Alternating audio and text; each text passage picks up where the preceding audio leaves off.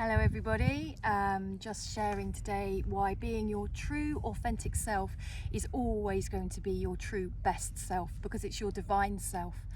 So I think many people want to be their true genuine self, which is what their authentic self is. But when people get close to it, I notice there's a lot of fears with people getting there, and I've had fears come up getting closer to it, because you have to shed the version of you that maybe you've created through your life to fit in, and you have to shed that version of you to be your true self, because the true divine nature of your authenticity, your genuineness, comes with no ego, none whatsoever. It's who you are beyond the mind. And I think the mind, for many of us, keeps us safe, or so we think. We think if we live through our conditioning and through what is perceived as acceptable in the society, in the country we live in, therefore we're acceptable and we're safe. But I think when people start to peel back those layers and be their authentic self, they have a fear of rejection, abandonment, being ostracized, being not acceptable. But my experience of watching people getting closer and closer to their true authentic self is that they actually get appreciated and accepted even more for who they really are, compared to who they were displaying to others.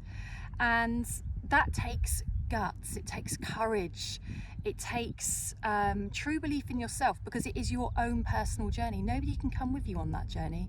Being your true authentic self is your own path. So people might come alongside you, but they're not walking your path. It's so unique to you.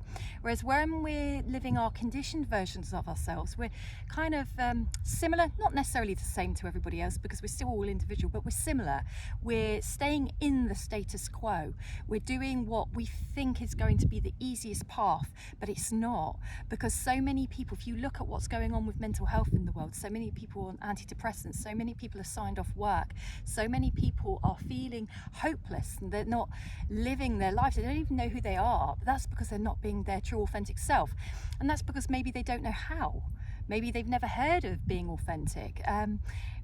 People are doing what they're told. We're copying those before us, but who's to say that what they're saying we should be like is how we should be? So your true self is you not just being individual, but standing out being individual. So you're not having to sort of be on a stage or anything, but you're being individual in the way you talk, in the way you share your values and your morals with people, with the walk that you create for yourself in life. You're walking your talk.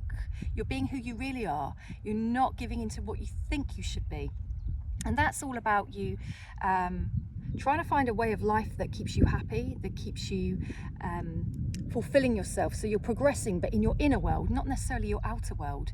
It's about you meeting your own needs, but actually discovering what your needs are, what makes you you, and what makes you different to other people. That's your true authenticity. It's finding out what you're creative at. Creativity is many, many, many different things, and we are all creative. Do you know what you're into? Do you know what your hobbies are? Do you know what your passions are? Do you know what floats your boat? Often we don't. And that's when we're out of alignment with our true authentic self, which is really our soulful self. And when we're in line with our soulful self, life just unfolds. It just happens for us in a really, really good way. Doesn't mean we don't have bumps, doesn't mean we don't have challenges, but we do find the way forward to overcome them.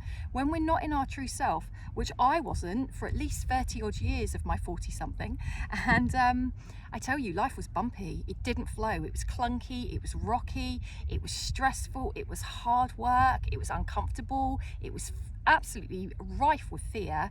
And no matter what I did that should be fun, I couldn't feel joy until I started getting rid of all the things I thought I should be doing, and I started going inwards. I didn't find my authenticity out there, I found it inwards, and I've still got so much more to do and to find and to explore about myself, and I love that.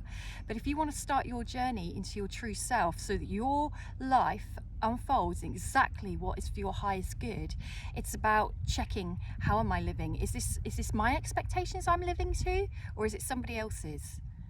It's got to be your own expectations. Discover what you enjoy, discover what you love, discover what makes you tick, and take as long as you need. Your authenticity is always waiting for you to discover it. Have a good day.